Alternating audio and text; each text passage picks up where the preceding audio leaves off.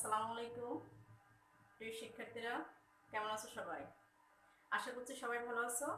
আমি আল্লাহর রহমতে ভালো আছি। অনলাইন ক্লাসে তোমাদের স্বাগতম।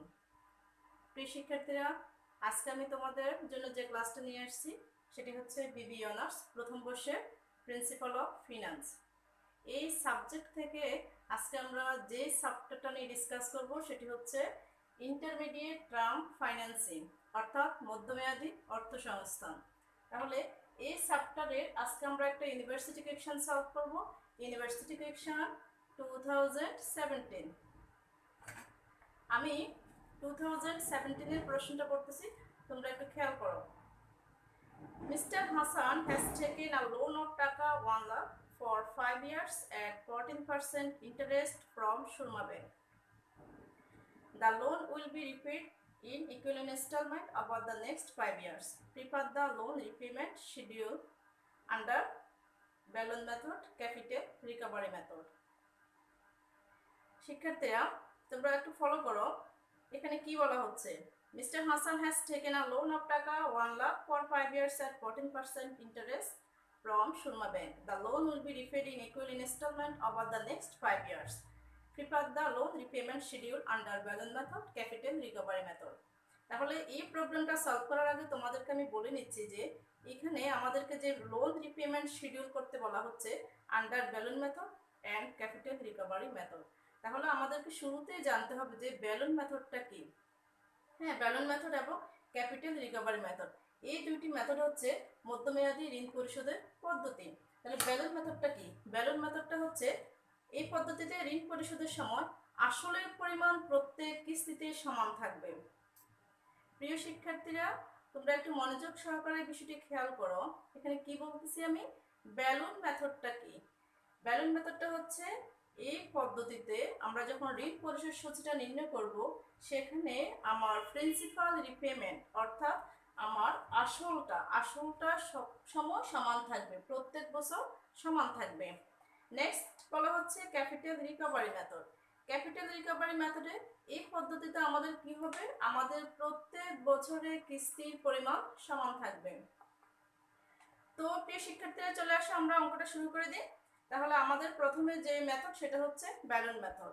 তাহলে আমরা ব্যালুন মেথডের আমাদের যে সূত্রটি, ব্যালুন মেথডের জন্য আমরা প্রথমে কি করতে হবে? আমাদেরকে এখানে দেওয়া হচ্ছে 1 লক্ষ টাকা, যেটা 5 বছরের জন্য তারা সুরমা ব্যাংক থেকে একটা লোন নেবে 14% ইন্টারেস্টে। তাহলে এই লোনটা পরবর্তী 5 বছরে তারা সমান ইনস্টলমেন্টে এটি কি করবে? পরিশোধ করবে, equal instalment over the next 5 years.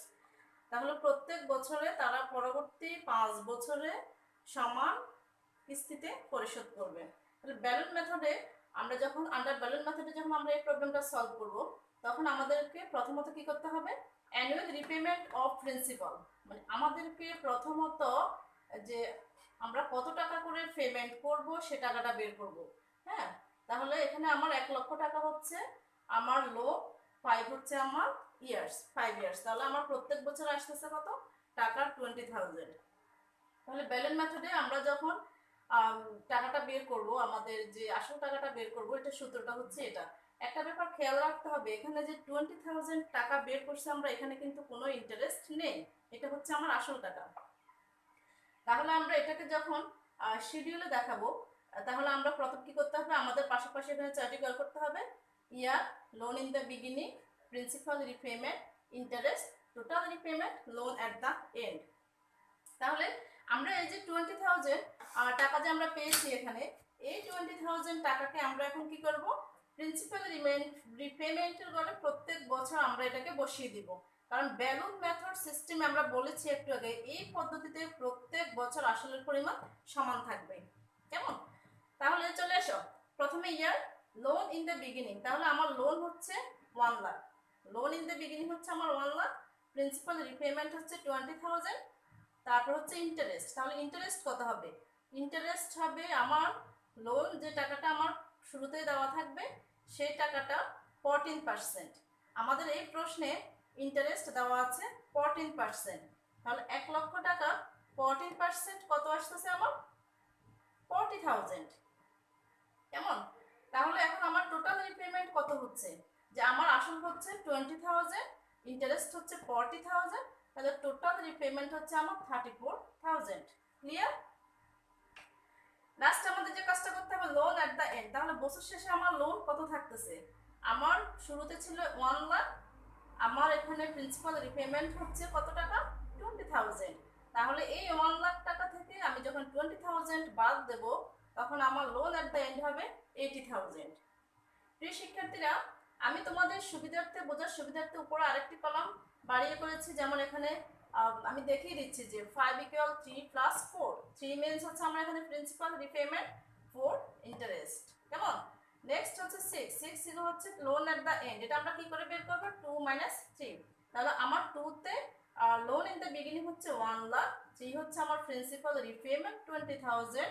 তাহলে আমার বছর শেষে লোন এট দ্য এন্ড হবে 80,000। প্রথম বছরের এই 80,000 এখন আমার হয়ে যাবে সেকেন্ড বছরের লোন ইন দ্য বিগিনিং। প্রিয় শিক্ষার্থীরা, লোন এট দ্য এন্ড প্রথম বছরের শেষ, পরবর্তী বছরের শুরু। তাহলে পরবর্তী বছরের শুরুতে আমার লোন হচ্ছে এখন 80,000। তাহলে এই 80,000 এর উপর আমি আবারও 14% ইন্টারেস্ট ধরবো। তাহলে আমার এখানে আসতেছে 11,200। তাহলে 20,000, 11,200, টোটাল হচ্ছে 31,200। আমাকে প্রত্যেকটা কাজ এভাবে করতে হবে। তাহলে এখানে আমি যখন লোন এট দ্য এন্ড আসবে আমার এখানে কত দাঁড়াচ্ছে? 80,000 লেস 20,000। তাহলে আমার লোন এট দ্য এন্ড হচ্ছে 60,000। তাহলে এই 60,000টা আমার আবার তৃতীয় বছর, থার্ড ইয়ারে এসে আমার লোন ইন দ্য বিগিনিং হবে। তাহলে এভাবে যখন আমরা কাজগুলো ক্যালকুলেশন করব, সর্বশেষ বছরে এসে কিন্তু আমার এটা নীল হয়ে যেতে হবে। কেমন? সর্বশেষ বছরে এটা এই ব্যালুন মেথড পদ্ধতিতে এটা আমার অটোমেটিক্যালি এখানে নীল হয়ে যাবে। সর্বশেষ বছরে আমার লোন এট দ্য এন্ড হচ্ছে 20,000। তাহলে চতুর্থ বছরে হচ্ছে আমার 20,000। তাহলে ফিফথ ইয়ারে হচ্ছে আমার 20,000 লোন ইন দ্য বিগিনিং। আর আমার প্রিন্সিপাল রিপেমেন্টটা হচ্ছে কত? 20,000। আর 20,000 এর উপর আমি যখন 14% ইন্টারেস্ট কাউন্ট করব তখন এটা হবে আমার 2,800। টোটাল রিপেমেন্ট হবে 22,800। ওই যে আমাদের আগের সিস্টেম অনুযায়ী যে লোন ইন দ্য বিগিনিং থেকে আমি যখন প্রিন্সিপাল রিপেমেন্ট বাদ দেবো, যে আমার এখানে হচ্ছে 20,000, 20,000। তাহলে আমার সর্বশেষ বছরে এখানে কি হয়ে যাচ্ছে? নীল হয়ে যাচ্ছে। প্রিয় শিক্ষার্থীরা, আশা করি তোমরা বিষয়টা বুঝতে পারছো। তাহলে এই হচ্ছে আমাদের ব্যালুন মেথড। তাহলে ব্যালুন মেথডে আমরা কি করব? আমাদের সূত্রটি হচ্ছে যে আমরা এখানে সরাসরি আমাদের যত টাকা আমরা লোন নিচ্ছি সেই টাকাটাকে আমরা কত বছরের জন্য নিচ্ছি সেই বছর দিয়ে ভাগ করলে আমাদের বের হয়ে যাবে প্রিন্সিপাল রিপেমেন্ট।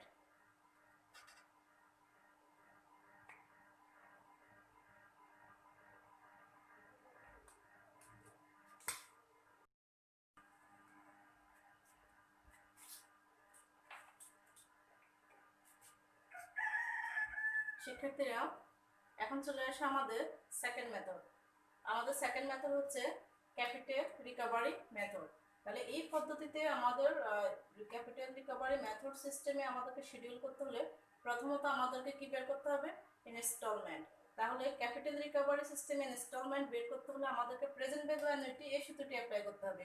তাহলে আমরা প্রেজেন্ট ভ্যালু অ্যানুইটির এই সূত্রটি অ্যাপ্লাই করছি এখানে। এই সূত্রটি অ্যাপ্লাই করে আমরা ইনস্টলমেন্ট পেয়েছি 29,128। তাহলে দেখো এই কাজটা কিন্তু ব্যালুন মেথডের এবং ক্যাপিটাল রিকভারি মেথড দুটোই কিন্তু সম্পূর্ণ আলাদা। তাহলে এই সিস্টেমে আমাদেরকে কি করতে হবে? প্রথম করতে হবে year, loan in the beginning, installment, interest, principal repayment, loan at the end. এখানে আমাদের কাজের কিছুটা পার্থক্য থাকবে, যেহেতু আমরা ব্যালুন মেথডে যখন আমরা প্রত্যেক বছরে আসল টাকাটা দেখিয়েছি সেখানে কিন্তু আমার কোনো সুদ ছিল না।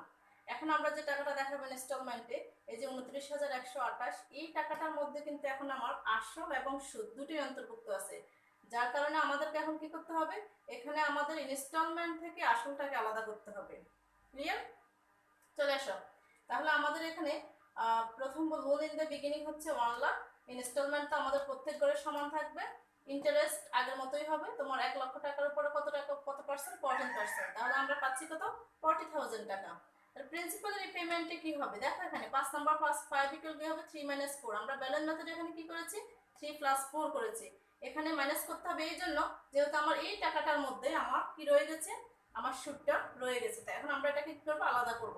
তাহলে আমার সুদ হচ্ছে কত, 14,000। তাহলে আমরা ইনস্টলমেন্ট থেকে ইন্টারেস্টের টাকাটা বাদ দিলে আমার প্রিন্সিপাল রিপেমেন্ট বের হবে। লাস্ট হচ্ছে loan at the end. Loan at the এন্ডটা আগের মতোই, তোমার এখানে লোন ইন দ্য বিগিনিং থেকে আমাকে প্রিন্সিপাল রিপেমেন্টটা বাদ দিলে আমার কি বের হবে, loan at the and. Clear? তাহলে এই লোন অ্যাট দ্য এন্ড এখন আমার ফার্স্ট ইয়ারটা, এখন সেকেন্ড ইয়ারের কি হবে, লোন ইন দ্য বিগিনিং। আমাদের সবগুলা কাজ একই রকম হবে। আমি আবারও বলতেছি, দেখো শিক্ষার্থীরা, আমাদের এখন আমরা যে ইনস্টলমেন্টটা পাচ্ছি এখানে আমার আসল এবং সুদ দুইটাই রয়েছে। তাহলে আমাদের কাজ হচ্ছে এখান থেকে আমাকে সুদের টাকাটা সেপারেট করা, কেমন? তাহলে আমরা এখানে সুদটা আলাদা করলাম, সুদটা আমরা আলাদাভাবে এখানে বের করেছি 40,000। তাহলে এই 29,128 থেকে আমরা যখন এই টাকাটা বাদ দেবো তখন আমরা যে টাকাটা পাবো, এই যে 15,120, এই টাকাটা হচ্ছে আমার প্রিন্সিপাল রিপেমেন্ট। তাহলে এভাবে আমরা সবগুলো কাজ করবো। সর্বশেষ বছর এসে কিন্তু যে টাকাটা থাকবে সে টাকার উপরে কিন্তু 14% সুদ ধরা যাবে না, তাহলে আমাদের ব্যালেন্স কিন্তু 2-4 টাকা থেকে যাবে। বাট এটা করা যাবে না, আমাদেরকে এখানে ব্যালেন্সটা নীল করে দিতে হবে। সেজন্য আমরা যে কাজটা করব সেটি হচ্ছে সর্বশেষ বছরের এসে আমরা ব্যালেন্সিং ফিগার বের করব। ব্যালেন্সিং ফিগার মিন্স এখানে আমার লোন ইন দ্য বিগিনিং সর্বশেষ বছর হবে 25,553, আর আমার ইনস্টলমেন্ট হচ্ছে কত, 29,120। তাহলে এই 29,128 থেকে আমরা 25,553 এই টাকাটা আমরা লেস করব। লেস করলে যে টাকাটা বের হবে এটাই হবে আমার ইন্টারেস্ট, সুদ। সোজা কথা হচ্ছে আমার এই দুটো ফিগারের পার্থক্যটাই হচ্ছে আমার ইন্টারেস্ট। ক্লিয়ার? তাহলে সর্বশেষ বছর কোনো ক্রমে সুদ ধরা যাবে না পার্সেন্ট অনুযায়ী। দেখো তাহলে লাস্ট সর্বশেষ এখানে এসে আমার কি হয়ে গেছে, নীল হয়ে গেছে, যে প্রিন্সিপাল রিপেমেন্ট আমি পাচ্ছি 25,553। তাহলে এই টাকাটা থেকে যখন আমরা এই টাকাটা থেকে বাদ দেব তখন আমরা এই যে দেখো 2 - 5, তাহলে এখানে কি হয়ে যাচ্ছে, নীল হয়ে যাচ্ছে। তো প্রিয় শিক্ষার্থীরা, আশা করছি তোমরা বিষয়টা বুঝতে পারছো। আর তোমরা পুরো প্রবলেমটা আবার বাসায় সলভ করবে, এবং এই চ্যাপ্টারের এই ধরনের অনেক অঙ্ক আছে যেগুলো তোমরা নিজেরা বাসায় কমপ্লিট করতে পারবে।